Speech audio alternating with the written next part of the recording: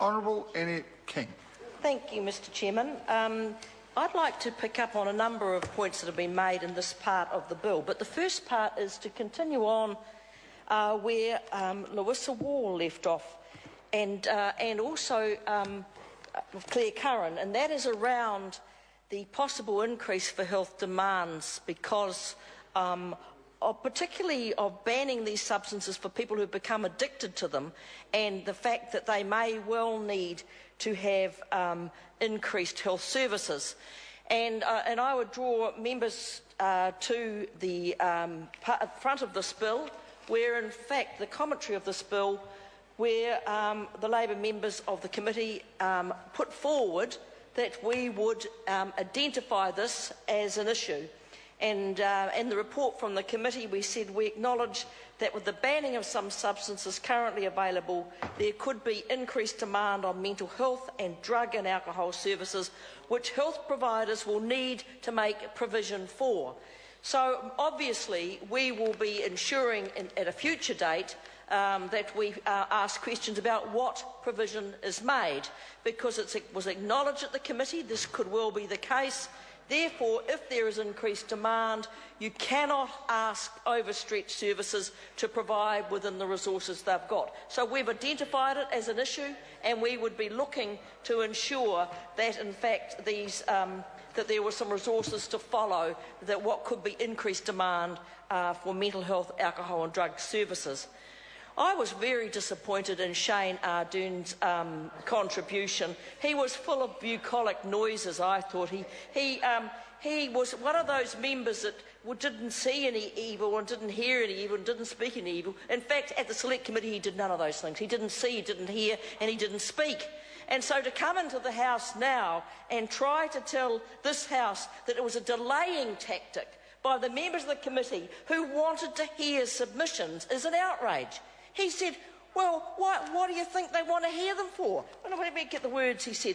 He said, what does it mean that there were 200 submissions? He yelled out, what does it mean? Well, let me tell the member what it means. 200 people wanted to put a submission in. They're called the public. And you know, oh good, the Minister and the Chair, Maurice Williamson, always acknowledges there is a public out there. But unfortunately, the rural member for Taranaki or wherever he comes from, doesn't recognise there are more than cows out there.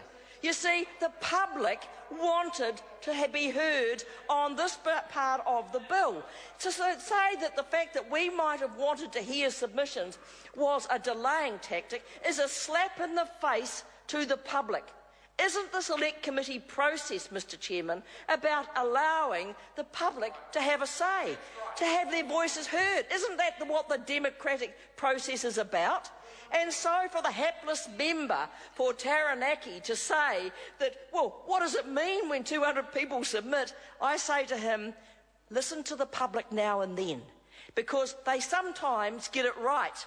And it's our duty and obligation to hear the public at a Select Committee. We are a one house in this, our Parliament. We don't have an upper chamber. We use the Select Committee to be able to decide what changes we're going to make. And one of the ways we make changes is to listen to submissions. Can I just say also to Brendan Horan, who has brought forward an amendment.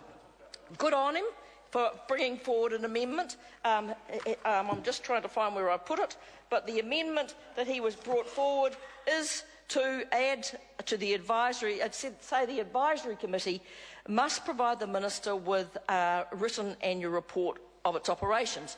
Well, I went and spoke to the Minister, and I gather he is inclined to support this amendment. And obviously we are interested in it. We like transparency and openness about what's happening within advisory committees. And what I would ask the member, if he takes a call, is why he would have it report to the Minister. Why would he not have it report to the authority? Because it is the authority who appoints the members of the advisory committee after consultation with the Minister, and it's the Director-General who can report in an annual report to Parliament or to the Select Committee every year what is happening to any advisory committee. So I'm wondering why the authority is the Director General of Health, why he would not have considered the reporting directly to the authority, which is established under this bill. So good on him for coming up with an amendment, and I suspect that he will probably get his first win in this House, Mr Chairman, a first win in this House if his SOP is accepted. I'm not sure I'm going to grant that member an extension. You finished that, right? I think it's Ian Lee Galloway's turn. I think it is.